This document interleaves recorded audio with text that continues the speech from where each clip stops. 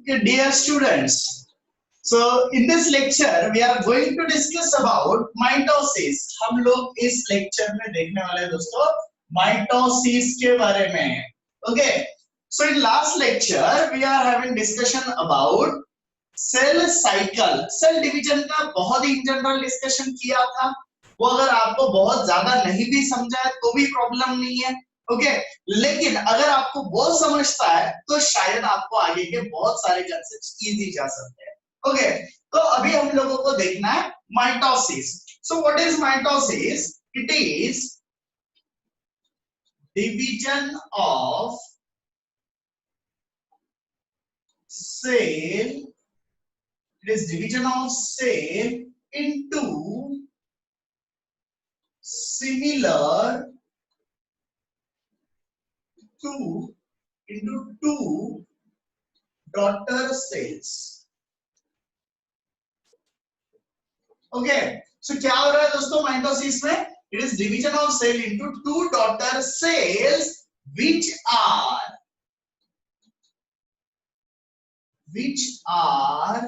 exactly similar.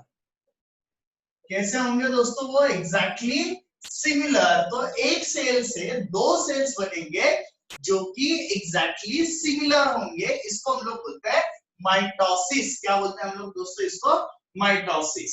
और हमारे जो सोमैटिक सेल्स है, right, so it takes place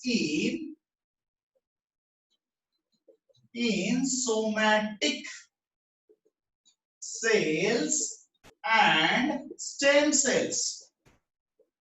So what is somatic cells? हमारे शरीर में दो प्रकार के सेल्स होते हैं दोस्तों, germ cells and somatic cell.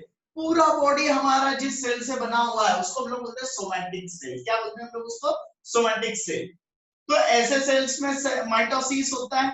Stem cell जो हमारा पहला सेल होता है ना, जब हम लोग डेवलप हो रहे हैं तो जो पहला सेल होता है उसको हम लोग क्या बोलते हैं? Stem cell. तो ऐसे सेल्स में क्या होता है दोस्तों? माइटोसिस होता है. दूसरी प्रकार की सेल्स होती है हमारे बॉडी में जर्म सेल्स. कौन सी होती है? जर्म सेल्स, जो गैमेट बनाने का काम करती है. हमारे बॉडी में क्या करते हैं? गैमेट बनाने का काम करते हैं. So cells which are involved in reproductive system. Reproduction के सिस्टम में जो सेल्स इन्वॉल्व होते हैं उनको हम लोग बोलते हैं जर्म सेल्स. और उनमें मियोसिस होता है. क्या होता है उनमें? Meiosis. So mitosis takes place in somatic cells and stem cells. Okay, अब हम लोग माइटोसिस के पहले स्टेप्स लिखते हैं. ओके, सो इसमें सबसे पहला स्टेप क्या होता है दोस्तों माइटोसिस में? कैरियोकाइनेसिस. क्या होता है दोस्तों? कैरियोकाइनेसिस. इंटरफेस तो मैंने आपको पहले ही बोला है, G1S G2. उसके बाद क्या होगा? कैरियोकाइनेसिस. यह फेज में क्या होगा? कैरियोकाइनेसिस. ओके, और इसमें स्टेजेस होते हैं कैरियोकाइनेसिस में. Prophase, metaphase, anaphase and telophase. So ये चार स्टेप्स ऐसे हैं जिसमें न्यूक्लियस का डिवीजन होगा. Karyon means nucleus, kinesis means division. So nucleus का division. So carrion means nucleus, kinesis means division. So nucleus के division के कितने stages है दोस्तों? 4. Okay, and the last one is cytokinesis. Last क्या है दोस्तों? cytokinesis. तो ये sequential stages है. ये कैसे stages है? Sequential मतलब ऐसा कभी नहीं होगा प्रोफेज के बाद एनाफेज, फिर टेलोफेज, बाद में मेटाफेज. नहीं, हमेशा first is prophase, metaphase, anaphase, telophase and finally cytokinesis. Okay, अब हम लोग इसका डायग्रामेटिक रिप्रेजेंटेशन देखेंगे. Okay students, so we'll start our diagrammatic discussion with this prophase. So this is early prophase. देखो दोस्तों, prophase थोड़ा ज्यादा टाइम के लिए चलने वाला स्टेज होता है. ओके, सो क्या होता है देखो प्रोफेज में क्या क्या खासियत है. So here genetic material is thick, मतलब बहुत बारीक धागे जैसा है, लॉन्ग एंड थ्रेड लाइक। कैसा है? Thick, long and thread like. So हमारा जो डीएनए यहाँ पे आपको दिख रहा है वो कैसा है? थीन है, लॉन्ग है एंड थ्रेड लाइक है, धागे जैसा है। Okay, from this stage condensation मतलब जमा होना एक जगह पे। So condensation and dehydration, condensation and dehydration, तो पानी निकल जा रहा है और डीएनए एक जगह पे कॉन्सेंट्रेट हो रहा है। So this state is called as condensation and dehydration starts. So क्या होगा? कंडेंसेशन और डिहाइड्रेशन स्टार्ट हो गया। Now this is, ये है हमारा लेट प्रोफेज। क्या है हमारा ये? Late prophase. So what happen in this stage? ये स्टेज में क्या हो रहा है दोस्तों? अच्छे से ध्यान दो। That जेनेटिक मटेरियल जो है, genetic material is now thick। अब कैसा बन गया है दोस्तों? ये थिक बन गया। ये देखो, ये कैसा है दोस्तों? अब थिक है ना? तो थिक, शॉर्ट, ये बहुत लॉन्ग था, थ्रेड लाइक था, अब ये शॉर्ट है, एंड क्रोमोसोम लाइक। तो कैसा है अब दोस्तों? यहाँ पे chromosome, genetic material thick, short and chromosome like. यहाँ पे कैसा था? Thin, long and thread like, right? So in this stage nuclear membrane start to get disappear। Nuclear membrane क्या हो रहा है दोस्तों? डिसअपियर हो रहा है यहाँ पे। ये देखो, ये क्या हो रहा है? डिसअपियर हो रहा है। Okay, so in this case nuclear membrane starts to get disappear. So this is nuclear membrane. Okay, अब ये यहाँ पे एक ऐसा एक ऑर्गेनल होता है, मैं यहाँ पे इसका नाम लिखता हूं सेंट्रियोल। क्या ये? Centriole. This is nucleus. Okay, this is genetic material और इसमें होता है एक न्यूक्लियोलस। क्या होता है दोस्तों? एक nucleolus. In this case nucleolus completely disappear हो गया, न्यूक्लियर मेम्ब्रेन डिसअपियर हो रही है, क्रोमोसोम लाइक स्ट्रक्चर अपीयर हो गए, राइट? Nucleolus disappears, right? और ये जो सेंट्रियोल है, ये सेंट्रियोल अब सेपरेट होना शुरू हो गया है। Okay, so centriole starts to get separate.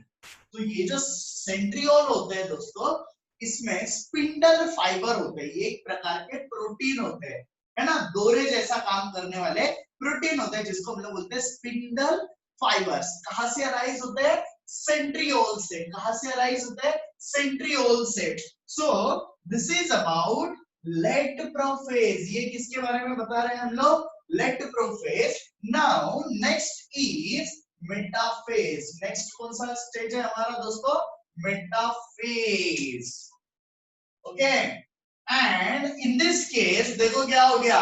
Centriole अलग अलग जगह पे पहुंच गए। ये जो है ये क्या है? हमारे सेंट्रियोल्स है। ये क्या हो गए? अलग अलग जगह पे पहुंच गए दोस्तों, राइट? और हमारे क्रोमोसोम मिडल पे आ गए। Meta means middle, meta means middle. So chromosome appears at the centre of the cell, है ना? उसको हम लोग बोलते हैं इक्विटोरियल प्लेन। क्या बोलते हैं हम लोग उसको? इक्विटोरियल प्लेन, मतलब middle part. Okay, so in metaphase chromosomes appears at equatorial plane. कहां पे आ गए दोस्तों? इक्विटोरियल प्लेन, मतलब एट द मिडल, राइट। अब उनको किसने पकड़ के रखा है? ये जो है इनको हम लोग क्या बोलते हैं? Spindle fibre. क्या बोलते हैं दोस्तों? Spindle fibres. Okay, this is our centriole. ये क्या है? हमारा सेंट्रियोल, राइट। और ये क्या है? हमारे क्रोमोसोम। ये क्या है? हमारे chromosome. So chromosome appears at equatorial plane, middle पे आ गए, right. Next, which are bind by, या फिर हम लोग बोलते हैं होल्ड बाय, किसने पकड़ के रखा है उनको? Spindle fibres. किसने पकड़ के रखा है? स्पिंडल फाइबर्स ने, राइट। और ये स्पिंडल फाइबर, ये जो सेंटर पार्ट होता है ना, यहाँ पे उसको पकड़ के रखता है। ओके, अभी के लिए आप उसको सेंट्रोमियर समझ लो। वो एक्चुअली सेंट्रोमियर पे अटैच नहीं होता है, सेंट्रोमियर के दो एंड होते हैं, तो वो यहाँ पे अटैच्ड है। Okay, now the next step is anaphase. Next phase is anaphase. Next कौन सा फेज है हमारा दोस्तों? Anaphase. So what happens in anaphase? Anaphase में क्या होगा? Spindle fibres starts to get contract.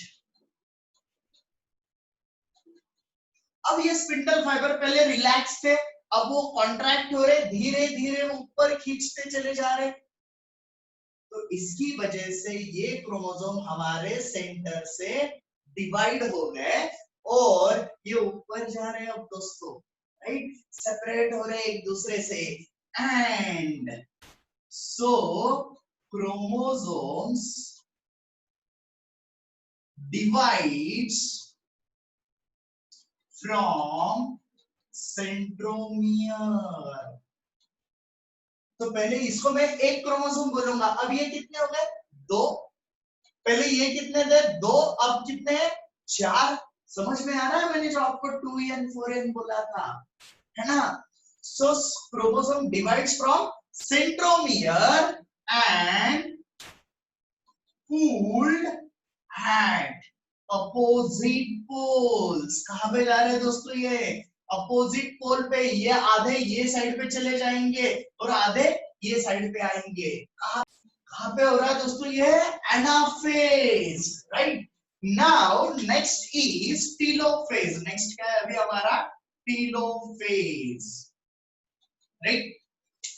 So what happens in telophase? Telophase में क्या होने वाला है दोस्तों? अब देखो, ये जो जेनेटिक मटेरियल था, ये हाफ क्रोमोसोम ऊपर चले गए, ये नीचे आ गए। न्यूक्लियर मेम्ब्रेन अगेन रीअपियर होना शुरू हो गया। न्यूक्लियोलस अगेन रीअपियर होना शुरू हो जाएगा, राइट। और सेल ने डिवाइड होने के लिए स्टार्ट कर दिया। This structure is called as furrow. क्या बोलते हैं हम लोग इसको? Furrow, right. This is nuclear membrane. क्या ये दोस्तों? Nuclear membrane, right. This is chromosome. ये क्या है दोस्तों? Chromosome, right.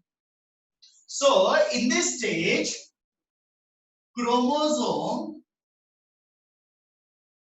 reaches at opposite poles। वो अपने अपने पोल पे पहुंच गए हैं दोस्तों अब, राइट। अब वो पहुंच गए तो न्यूक्लियर मेम्ब्रेन बनना शुरू हो गया। न्यूक्लियर मेम्ब्रेन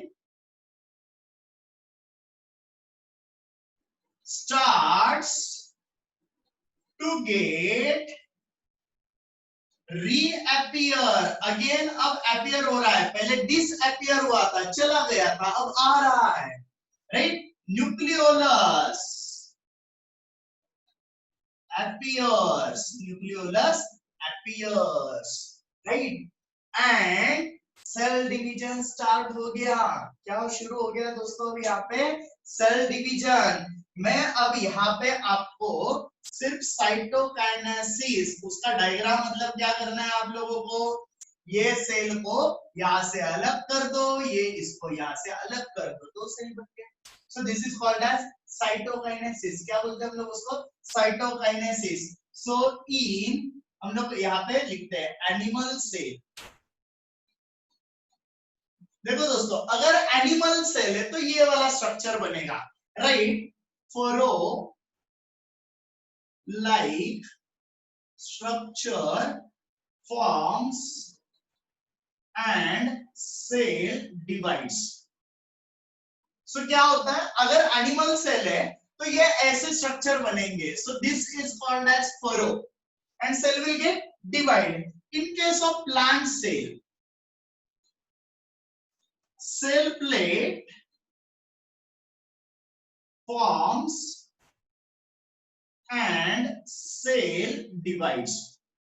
so ये अच्छे से याद रखो दोस्तों, एनिमल सेल है तो ये वाला स्ट्रक्चर बनेगा, प्लांट सेल है तो क्या होता है, जैसे ये सेल है, ओके, तो प्लांट सेल में क्या होगा, पहले ये ऐसे पॉइंट बनेगा, फिर यहां से इधर और यहां से इधर, ये जो होता है ना, इसको हम लोग बोलते हैं सेल प्लेट। क्या बोलते हैं? Cell plate. तो सीधा सीधा एक लाइन बन जाता है सेंटर में। क्या होता है? एक सीधा लाइन बनता है, जिसको हम लोग क्या बोलते हैं? Cell plate. तो in case of plant cell, cell plate will form, in case of animal cell, furrow will form and cytokinesis will take place. This is about mitosis. अच्छे से समझ लो दोस्तों। पहला क्या है? Early prophase. तो क्या हो रहा है प्रोफेज में? Genetic material is thin, long and thread like. Condensation and dehydration start, मतलब जमा होना शुरू हो जाता है, क्रोमोसोम जमा होंगे और पानी बाहर निकल जाएगा। नेक्स्ट, लेट प्रोफेज में क्या क्या हुआ? देखो दोस्तों, जेनेटिक मटेरियल ने क्रोमोसोम लाइक स्ट्रक्चर फॉर्म किए। ये क्रोमोसोम वाले स्ट्रक्चर आपको दिख रहे होंगे। ये देखो, मैं इसको अगेन ब्लैक से ये करता हूं, समझ में आ रहा है आपको? Okay, now next, nuclear membrane disappear हो रहा है, ये देखो डॉटेड निकाला हुआ है मैंने। बाद में न्यूक्लियोलस डिसअपियर होगा, ये देखो, ये यहाँ पे न्यूक्लियोलस डिसअपियर हो रहा है। And centriole starts to get separate, ये देखो सेंट्रियोल एक दूसरे से दूर चले जा रहे हैं। नेक्स्ट, मेटाफेज में क्या होगा? सेंट्रियोल अपने अपनी जगह पे पहुंच गए, वहां से क्या राइज हुए? स्पिंडल फाइबर्स, और उन्होंने क्रोमोसोम को कहां पे लाके रख दिया? सेंटर में। सो सेंटर में मतलब मिडल, मिडल के मतलब होता है meta. So chromosome appears at equatorial plane. कहां पे आ गए दोस्तों? Equatorial plane. और किसने पकड़ के रखा है? स्पिंडल फाइबर्स ने। Now next is anaphase. So what happens in anaphase? The spindle fibre starts to get contract. अब उन्होंने ऊपर खींचना शुरू किया, ये इधर खींचेगा, ये इधर खींचेगा। So spindle fibre starts to get contracts and chromosome divides from centromere। ये जो था ना, ये यहाँ पे इसको हम लोग क्या बोलते हैं? सेंट्रोमियर। तो वहां से ये डिवाइड हो गया और क्रोमोसोम अपोजिट पोल पे जाना शुरू हो गया। इन केस ऑफ टेलोफेज क्या होगा? क्रोमोसोम अलग अलग पोल्स पे पहुंच गए। So chromosome reaches at opposite poles, nuclear membrane starts to get reappear हो रहे, न्यूक्लियोलस भी अपीयर हो रहे, and finally cell division, that is cytokinesis. In case of animal cell, furrow-like structure will form, while in case of plant cell, cell plate structure will form। तो यहाँ पे बस इतना याद रखो कि एनिमल सेल है तो फरो बनेगा, प्लांट सेल है तो सेल प्लेट बनेगा। This is about mitosis. ये किसके बारे में है दोस्तों? माइटोसिस।